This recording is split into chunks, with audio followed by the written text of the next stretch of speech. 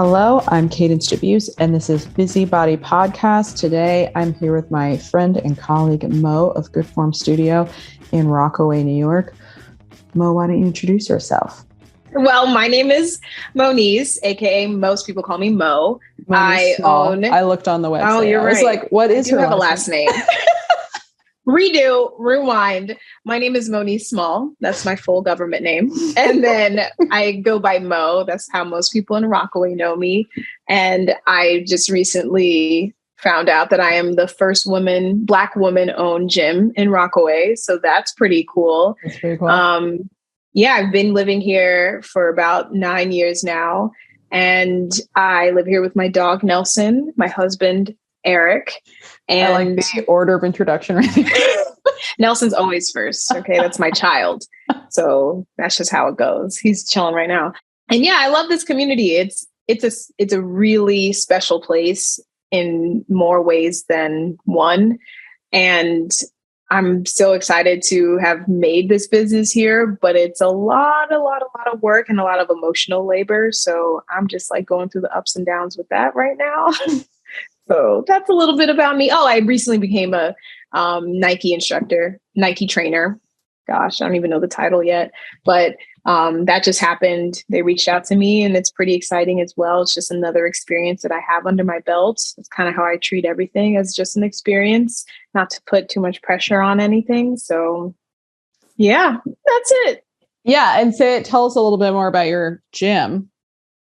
So we are a bit of a hybrid gym. We have mostly, I would call it strength and conditioning.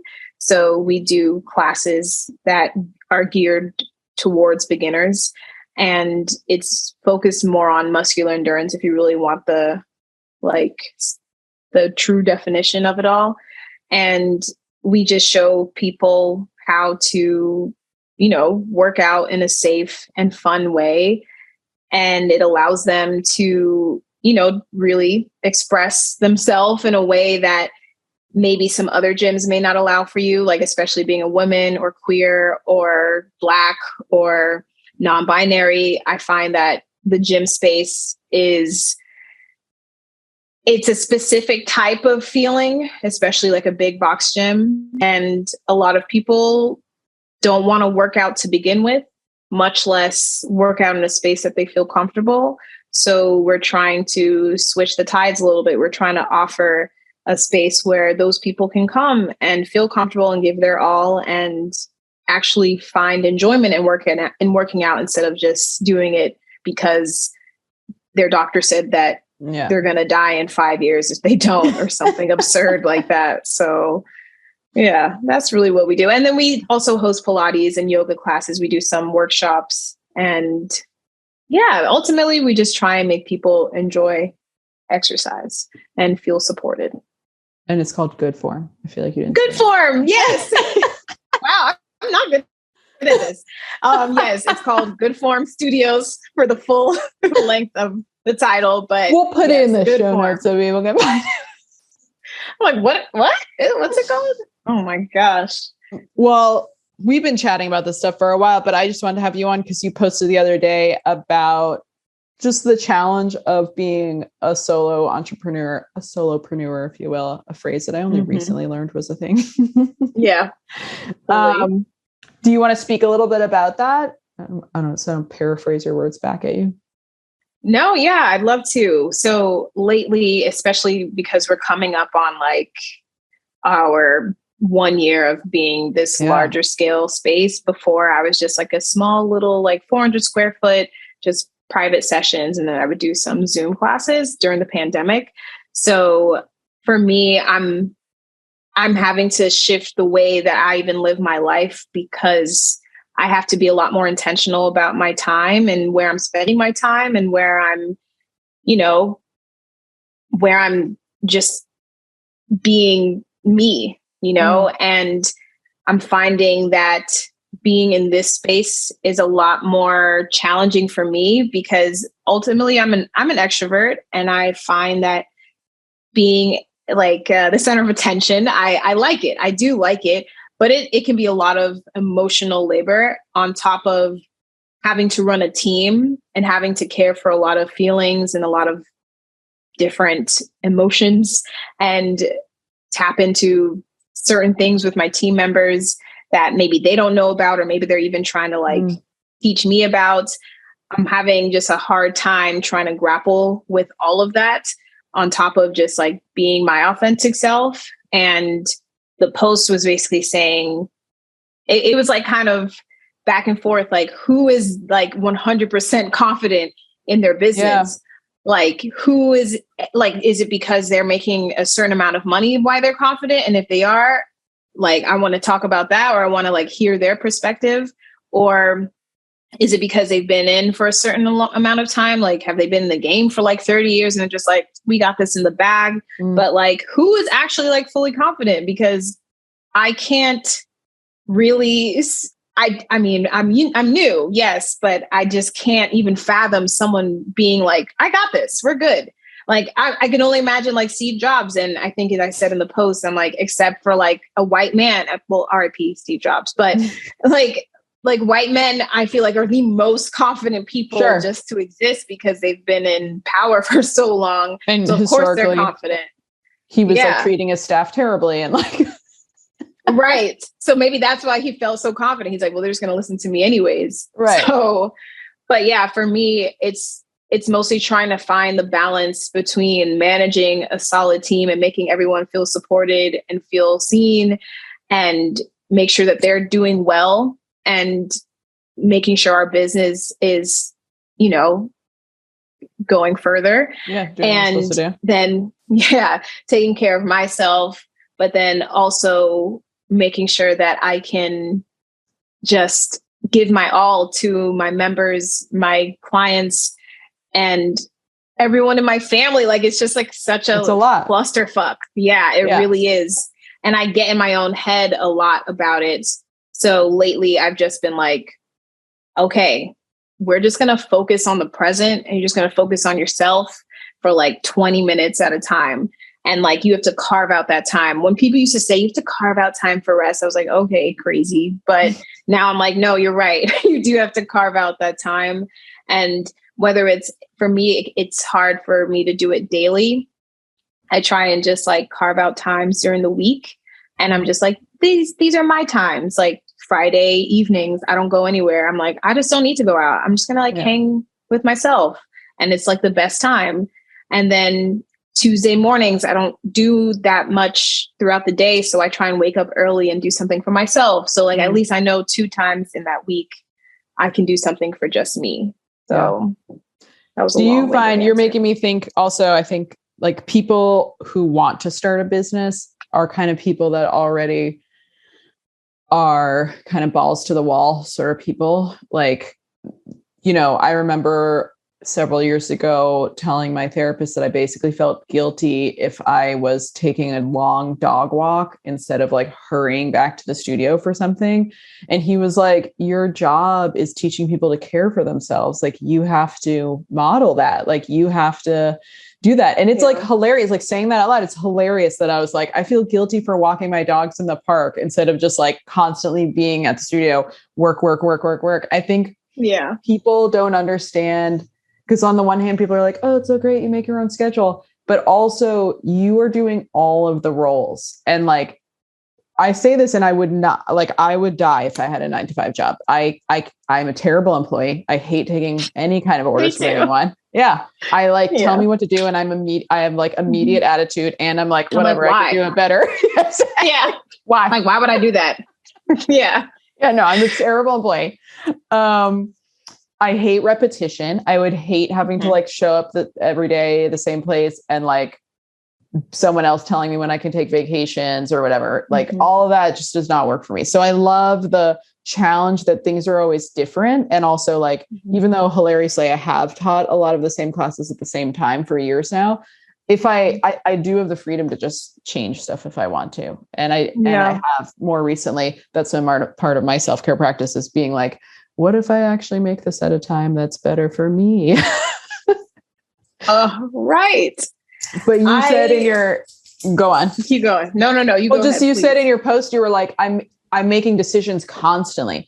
And I was like, oh my God, that's so real. Like, that's what people, I feel like from the outside, I don't know. I always feel like people think I'm like running a lemonade stand or something. Like they're like, wow, I'm so impressed with your business. And I'm like, that's really nice. I mean, no one can understand. If you've not done it, no one understands. But it's like, I'm not just like taking lemons and sugar and like being like, and this one's $1. It's like, I'm hiring the right accountant. I'm like trying to find the right cleaning supplies. When I had like storefront, like I was basically a plumber for my 2 storefronts. Like we had so many plumbing issues that I learned so much about plumbing. I swear to God, I could just take 3 more courses and I could be a certified plumber. I know Join a union much about plumbing. You know, I remember researching all about like HVAC systems for like weeks before we made a decision. Like just the stuff that you're doing and the people that you're trusting. I got ripped off by people left and right. Like, you know, because I don't know. I'm just starting this out. Like you're telling me this is what it costs to do this. I'm gonna be like, I guess. And then like 3 years later, when I had to have it done again, I was like, what did that person try me for? Yeah, so, I fully agree. It's maddening. It's maddening. So much. Yeah. Which is why I was like, I'm definitely getting over the whole perfectionist thing. Like I used to be like, it should be, they don't even got time for that. But for sure, like I said, my imposter syndrome is like, why don't you know how to do your taxes? And I'm like, should I know what like, should I know these things? Like maybe you do. I've been thinking about doing like an accelerator with like an accelerator program to like just like learn the ins and outs of like a certain field, just so I can like, first of all, someone tell me what to do instead of me like just asking ChatGPT, how do I do this? Like ChatGPT is like, here's all the things on the internet that you should do. And I'm like, this doesn't help. You just listing I'm overwhelmed. I need nuance. Yeah. Like, I need you to answer this question. But the constant thinking. And like, I just like love when people are like, you should really hang your merch up. And I'm like, yeah, you think I should just hang my merch up? Yeah. Okay. At least I volunteered to install coat hooks for you. Right. And I find what I think a lot of people don't understand, and I've just kind of grasped this concept, is that not only are we starting from the bottom, we're also building systems from the bottom and setting up systems from the bottom. A lot of these corporations and jobs, they already have that in place. They have a template for you ready to go. Like if you're a manager at a restaurant that is all over the world, they already have a template that you should follow, and then a training protocol. And then there you go. Here you go. Which is why they can churn people in and out. For us, we're just like, okay, where do we even start? And then you start, and then you're like, actually, I should have started here. Just kidding. I should have started here. And you're just constantly like, wait, what is the actual starting point? You know, I feel like it took years to even have, when I had storefronts and we had like a front facing desk manager, I feel like it took like 3 or 4 desk managers before we had enough history and literally like saved files that each person had made that we actually like had something we could even hand to the new person. Before it was just like, okay, here's the email and like, here's how you charge people. I don't know. Like do your best. Like, I don't know how else to organize that.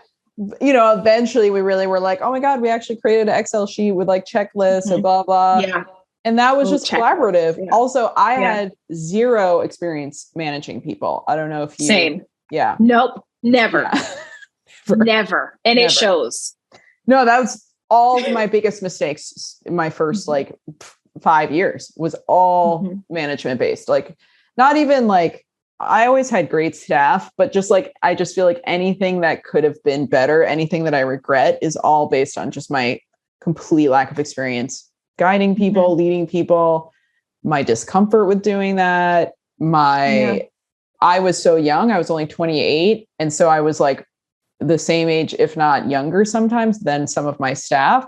So then also I would give my power away really easily. You know, if they seemed more confident with something, I'd be like listening to them, you know, and that took years to be like, wait a minute, I'm the boss. I know. And to like trust myself to realize, wait, I keep making the good decisions. Why am I listening to this like, little twerp basically who just like came in here 2 months in? They're like, we should do this and this. It's like, no. You're like, yeah. Mm-hmm. My name's on the lease. My name's on the loans. I'm the one. No, I fully resonate with that. I have such a hard time with like a power structure, like, because also I find that we're like empathetic humans and we just are always hearing people out. And we're just like, I want to support you. And I want to like, how do we make you a little bit more autonomous within the business? So maybe if I give you this thing to like, to lead or like to start, okay, that'll like make you feel like you have a place here. Like, I don't know. That's what goes through my head. I mean, when I look back, I think also a bigger part of this is like, there's no model really for a sustainable small business. Cause like, that's not how capitalism works in the current world that we're in. Exactly. Yeah. And so our only examples are basically corporations. And so we're looking at these bigger gyms being like, why, how come they're like scaling so much? Or like, there's always this whatever staff or something. And I'm like, I remember I used to buy like Metro cards for my staff a lot of times as like a perk. When I look back on that, I mean, it came from the right place. It was because I knew what it was like to be a teacher. I wanted to thank them for like being, I know that to teach a 6 a.m. client, they're getting up at 4:30 in the morning, commuting from wherever. But when I look back on that, they were all so young that I was just giving them stuff without, like, they just took advantage, they weren't grateful for it. They're just like, oh, this studio is fun to work with. She gives us free Metro cards. Yeah.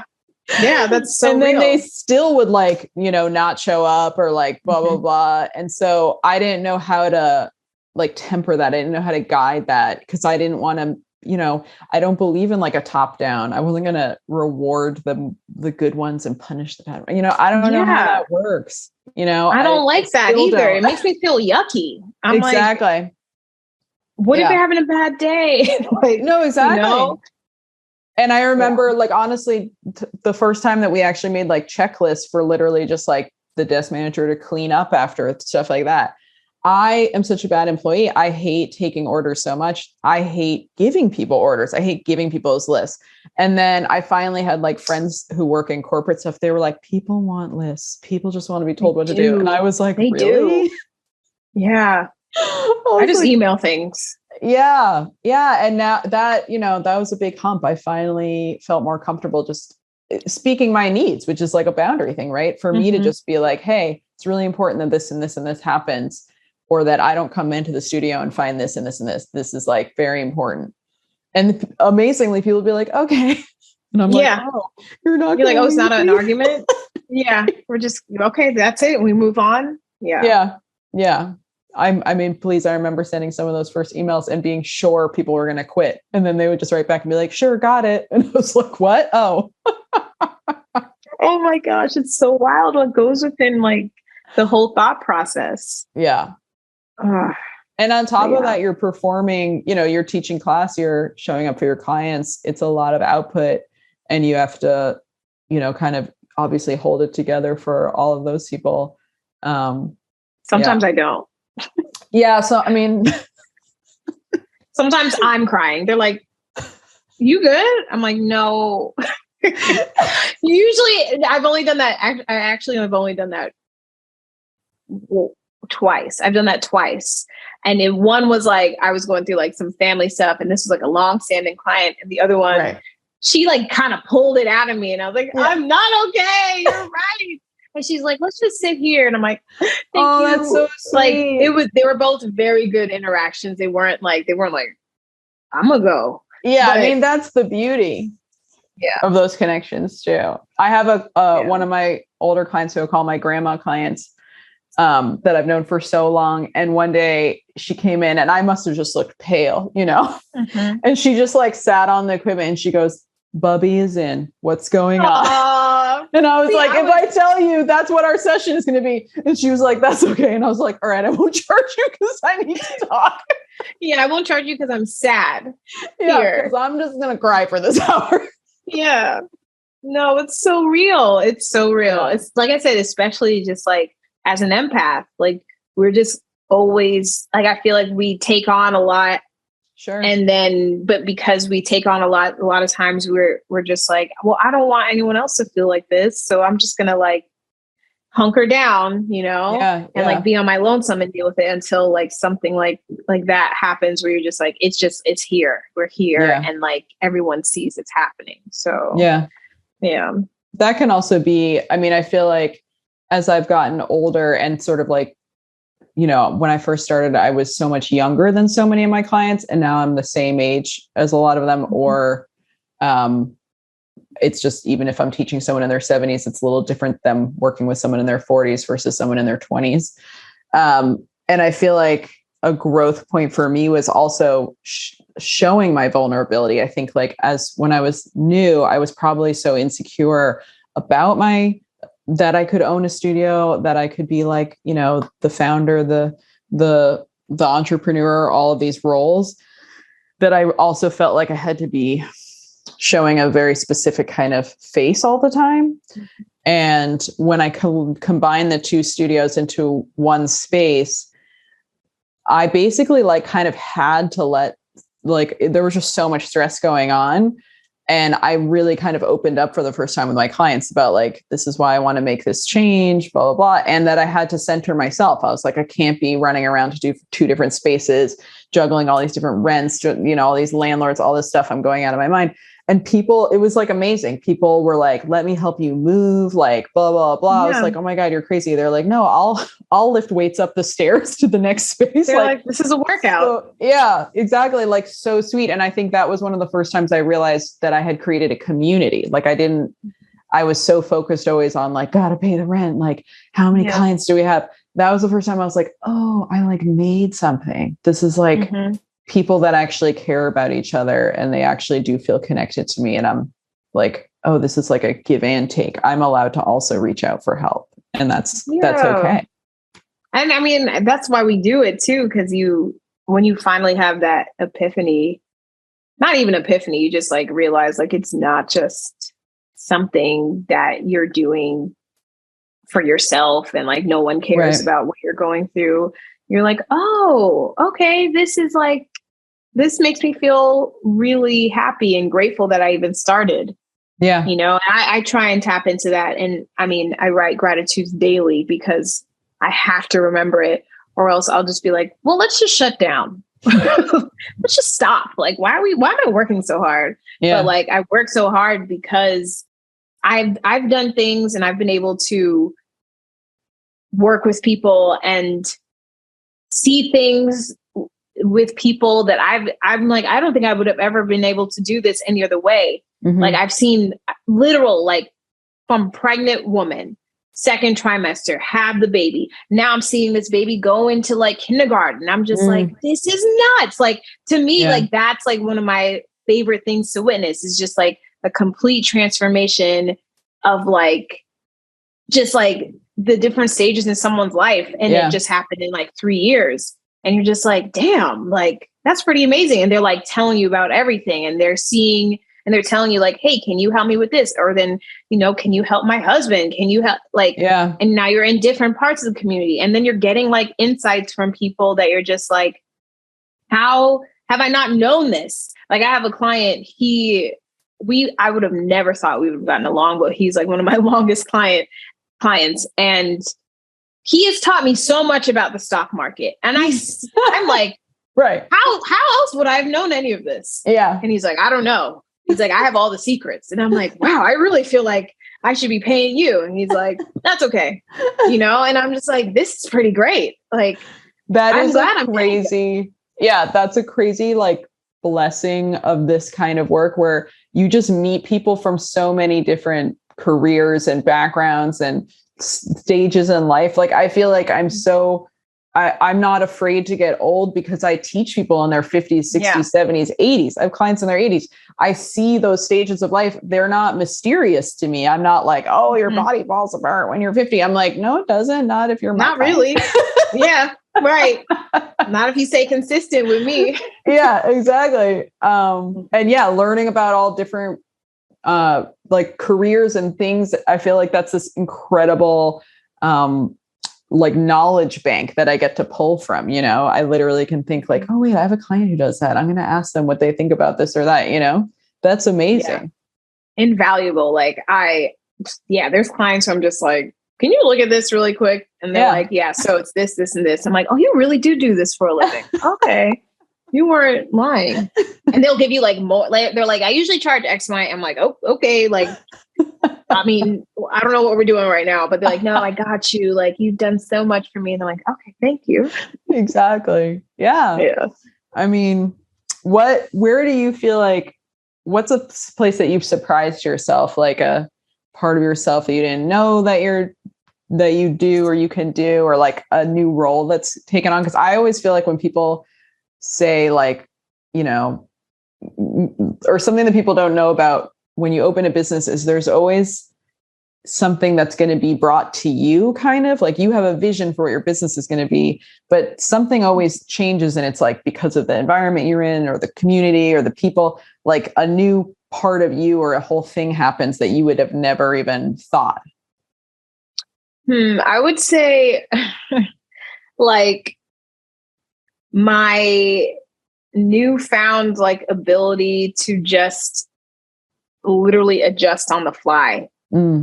Like if I have a situation where someone maybe is going through a crisis and like, they're not trying to say they're going through a crisis, meaning like maybe something like mental health, or they have something going on. Normally not normally, but before I would have probably just been like, let's call your dad, let's call someone, because I don't know if I'm well equipped. But now it's not so much about being well equipped. Like I'm not giving this person, like I'm not their therapist. I'm not giving them like advice. I'm just like simply being there for them and knowing like, okay, maybe it's just not exercise that we need today. Maybe we just need to go get a croissant from down the block and just like hang out and like sit and talk about something else. And I'm also just like not a touchy feely person. I have never been that person. You can ask my husband. It was a point of almost breaking up when we first started dating. He's like, I don't understand. Do you like me? And I'm like, I love you. And he's like, you never touch me and like hug me. And I'm like, well, I don't like that. But point being, I feel like I'm becoming more of like I'm understanding why physical touch and like being a little bit more hands-on can really make a difference with someone, especially someone who really relates to that. And the only other example I had was my husband, but now I have so many people who are like, just adjust me or just help me or just like, like, I don't mind. You probably have people that like hug you, whether you were ready for that or not. Yeah. Oh, there's a lot of that. And I also am just like that is something for my entire life. I've never been like a touchy feely person. So the fact that I'm like kind of changing that a little bit too is really interesting to me, because I'm like, I know I can consciously see myself being more. And it's not even like I'm like forcing it. It really is like something that I'm like, oh, I like this. This is evolving. Nice.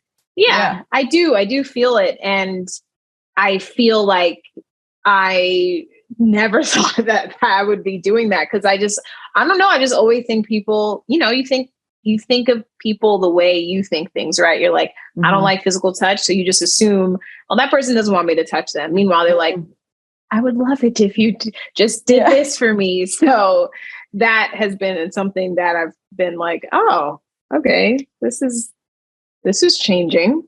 Interesting. That's so cool. I love that. It's like how, again, in a way, it's like this sort of non-capitalist way of being in your business where essentially you're doing good customer service. You're like recognizing the needs of your clients, but it's actually changing you on this really fundamental level where it's like actually creating like true connection. And like, that's where our businesses can create real community that I think like, box gyms and stuff can struggle. I mean, obviously there are some people who are like, I love my Orange Theory friends, but like also then Orange Theory might just close down and not warn you because they don't care. They literally are like, see ya. But yeah, no, I really Yeah, I agree. It's, for me, it has been very personal. And, I've spoken to some people, because I always thought, like, when I first started the business, I saw everything as like abstract. I was like, how do people know how to hire a plumber? Like, how do people know how to create? Like, I just like, people just have it. And it really is just like, you just do it. You just figure it out. Yeah. And because I've been able to like figure things out, like I'm just gaining like all of this like knowledge really quickly. And I really think a lot of people just, they don't understand how scrappy you have to be in order to do that. Because I've always worked hard. I've been working like 2 jobs since I was 16. So hard work really isn't new for me, but like scrappiness, like that is a different that's a different talent.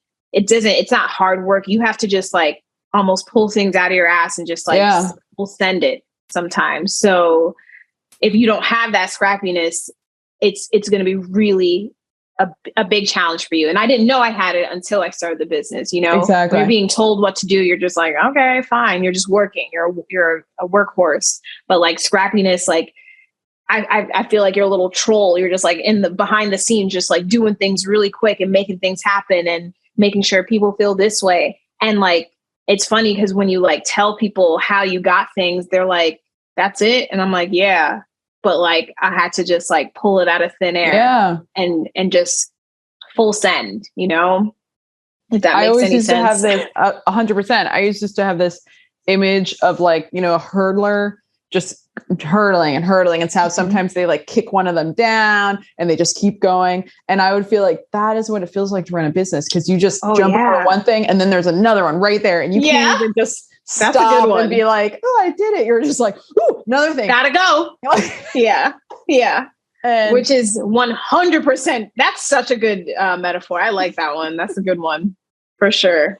I feel like because I remember when I cleaned out one of my spaces when I was combining them, I had this whole file. And while I was going through it, I started getting so down on myself and depressed. And it was like, to me in that moment, it was a file of like all these failed things. It was like flyers for things that we did that never took off, like stickers I made for things that never happened, like all stuff. And I was getting so down on myself. And a friend of mine was there and they saw me just like over there, like, grumbling to myself. And they're like, what's up? And I was like, this whole file is just like fucking like 5 years of like things that didn't work.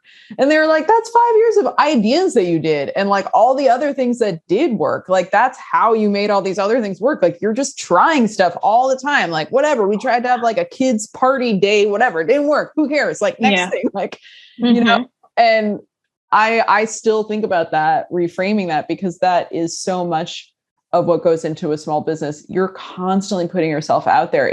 I always feel like I'm making a dinner party and hoping everyone will show up. Like I'm just constantly sending out invitations. Like I hope this party. It's a tasting menu next week. I'm doing my own sushi next week. It'll be fun too. Like, because like, it's like literally like, what if you just hosted a dinner party of something you've never cooked before and you invite everyone that and it's like basically what I do every single week. Yes. Isn't it? It's maddening. And you just like, you build it, but it really builds resilience. Like, because now I'm like, I don't give a shit about what anyone says about me. I literally don't care. Like, I'm not even like just saying that to say that. Like, I'm like, oh, well, like, it is what you don't understand, like the things that I go through every month, just trying to like get people in the door and just like have them like experience, because I'm just so passionate about things. So like, okay, if you hate me, that's okay. You win some, you lose some. But for the most part, we're just going. Like I don't think people get that. So like, I remember when I first started teaching too, I would be bummed. I'd be like, oh my God, only 2 people came to my class. Now I'm like, great. 2 people came to my class. Okay.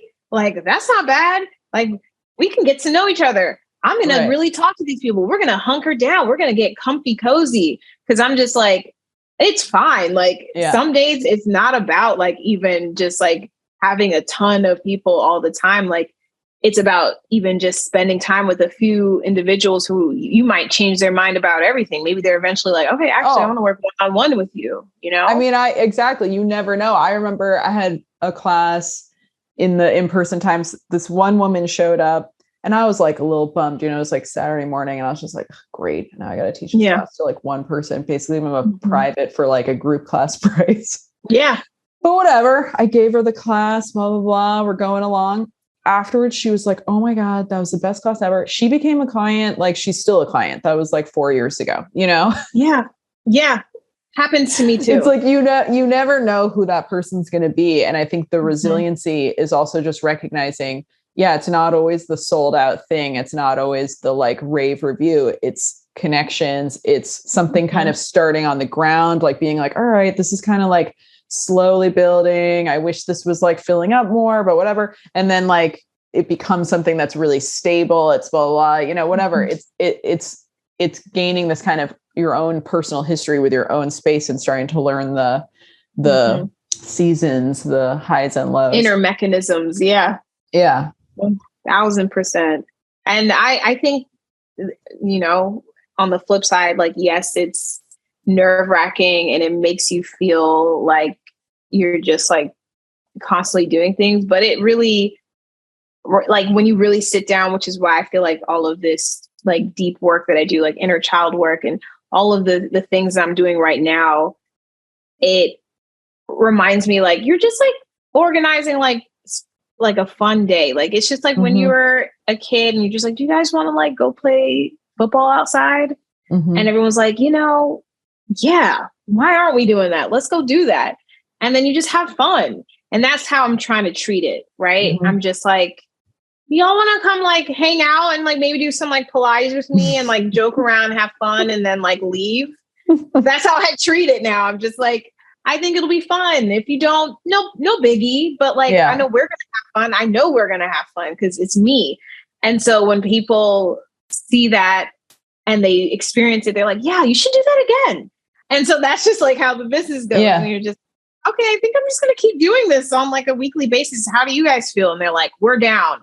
We're going to bring our friends next time, you know? So like, I just try and see everything in like a childlike way these days, because it just remembers like, because I used to just do that as a kid. I used to be like, do you guys want to like go? Because I grew up in Georgia and we knocked on each other's doors, you know? Right. You're connecting to your strength too, is what I'm kind of hearing. Like you recognize what draws people to you, what gives you joy and excitement. And then that's the atmosphere you create. You're making me remember, I actually interviewed this woman last week. I can't remember. Jennifer Sokoloff. She's this teacher who I taught with. We just worked at the same studio, like one of my very first jobs. And when I was starting my own studio, she's about 10 years older than I am. I asked her, who are my clients going to be? Like, I don't even know how to market because who will my clients be? And she was like, whether or not the owner is on site, whoever comes to your studio are the kind of people that come to you now. Like those will just be your clients. It doesn't matter what neighborhood you're in. It doesn't matter like how you brand yourself or whatever. She's like, whoever your clients are like these days, those are always your people. And I realized like it was so true. I used to work at a studio where the owner literally lived in Florida. She was like never even here, as a studio in Brooklyn. But anytime she visited, I would be like, oh my God, all the clients of this studio are her clients. Like they're all like, they perfectly match her, you know? So like you're drawing the people that would come to you wherever you are, you know, whether like whatever you're doing, you're just drawing those people by expressing yourself, basically. Yeah. That's like such a strange, like magical aspect of literally creating your own space. Especially if you don't like, I don't think of myself as someone who loves to be the center of attention, or like, you know, I didn't name the studio after myself. You didn't name your studio after yourself. You know, I love performing. And I think that's a big part of teaching class and even privates to some degree. I love, you know, that kind of energy, almost like a stand-up, like feeling the energy of the crowd. But I think like being able to kind of see yourself reflected in a community in some way is so interesting and so beautiful. It's such a wonderful experience just as a person to like, when I look at myself and how I've grown from my early 20s till now, and like wherever I'm going next. I think that's so fascinating. And your place is not even a year old and clearly has such a strong community, such a strong presence. Like it's so secure feeling in that way. Like you just know what you're getting. You're just like, oh yeah, that's where I want to go. That's the vibe that I want. And that's like a testament to you and how you're somehow able to kind of channel yourself out to everybody. Thank you. I mean, I really do. But I'm also like, I can be a little bit of annoying, and like I can be annoying in the way that I'm just like, what's up, y'all? It's me. Let's freaking do this. And they're like, okay. Like, I'm not hiding it. I'm very much like forthright in the way that I hold space and, present. And yes, you're right. I don't think I like being the center of attention. I think I just like to perform. Yeah. And I just like in high school, I was like up for class clown. And I just love making people laugh a little bit. Like the best compliment I've ever gotten from a 12-year-old was like, you're really funny. And I was like, thank you. People are like, you're gorgeous. I'm like, great, cool. When you tell me I'm funny, I'm like, I am. You're right. Thank you. And because I don't know, something about like, I mean, everyone knows and comedians get it. Something about like getting people to like chuckle and laugh and just like get out of their own like stiff way. It just like makes me like, yeah, good. Like loosen up a little bit. Life is not that serious. That is the hidden skill of a teacher. I think, of all the staff that I hired, the only ones that ever struggled were ones that were not performers. Most of staff, especially like people that teach fitness, do tend to be like dancers, actors, whatever. Like somehow they're in performing worlds or they have a background in that. And the people that I found who just really struggled to connect with people were ones that had just come straight from school and went into, a Pilates certification or something because they had a personal interest in it, but had never done any kind of performing. And it's like that skill to meet someone and just like find a rhythm with them, get them to laugh, connect, find where we can connect, talk to the guy about stock market. You don't know anything about stock market. And like, clearly that person's just they like talking to you like that. It's like being a bartender. It's like, you just have to be able to immediately be like, how can I be friends with this person? Yes. Interpersonal skills are, it's like, you have to be like the best type.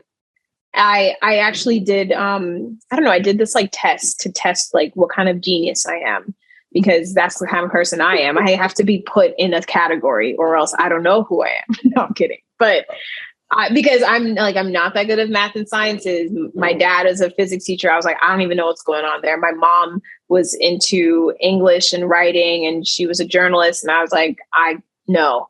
And everyone has always been my entire life since I was a baby. They're like, you were very charismatic and people always like were just like drawn to you because I would say either something super precocious or I was just like give an attitude and they're like, who is this baby?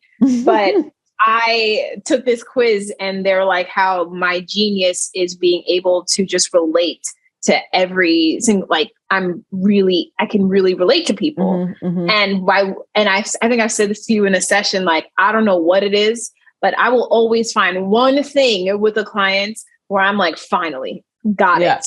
We figured it out.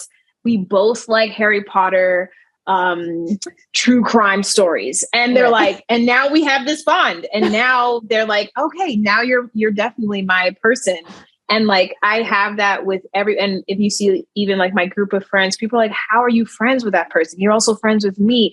How is that? And I'm like, I'm multifaceted. Like I can hang out with all different types of people, different backgrounds. And I just, like my birthday parties are the biggest mind fuck to people. They're like, who is this 80-year-old man in the corner? I was like, oh, you don't know him? Like we go way back. And they're like, from what? Like, how do you know? And how do you have all these people around you? And I'm just like, I don't know. I just really like to talk. And like, I really like can relate to just different types of people. And I think that really is the reason why I've been able to like be successful in my own right, because simply that, forget anything else. It's just the fact that I've always been able to just like hunker down and be like, let's like get into each other's business a little bit. And then you're like, oh, we actually both love Bob Marley band tees. And they're like, yeah, here we are. So yeah, long-winded again. Well, I feel like that's a lovely place to just say, do you have anything coming up this summer? Is there anything you want to hype? Oh gosh. Besides your rising Nike stardom, but ew, it's so weird. I'm like, please, who am I? This is so weird. I'm like, whatever. Anyways, I do. I mean, well, yes, I have a Nike shoot coming up. So you will be seeing me on the app at some point in the Nike world. I don't know. They have a different fire emojis all around you. Yeah, all around, which is pretty crazy, but it's exciting. I am launching, Good Form is going to turn into a sliding scale model. So I'm pretty excited about that.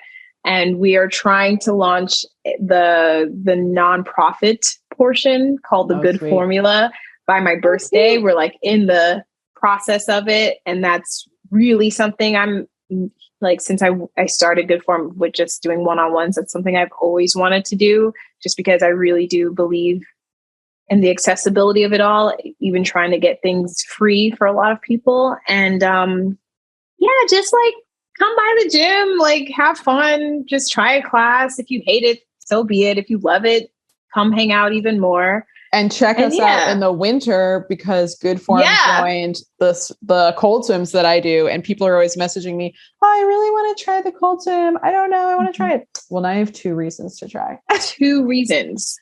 2 big old reasons, and they should definitely come. So yeah, me and Cadence I'm trying to convince Cadence to move to Rockaway for the amount of time that I've met her. So I've known her. I'm like, just move here. What are you even doing in Coney Island? Rockaway's where it's at. So, or I shouldn't have said that. Sorry, I just told your business. My bad. Edit it out. We'll just edit that part out. You're always ragging on Coney Island. I am. Like, why? I'm sorry. I should not. That's literally your home.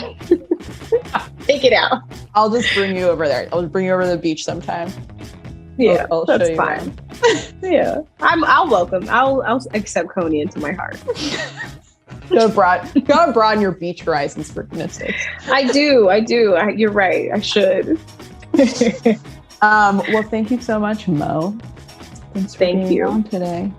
And I'll see you. It was my pleasure. Yes. I can't wait till you come back.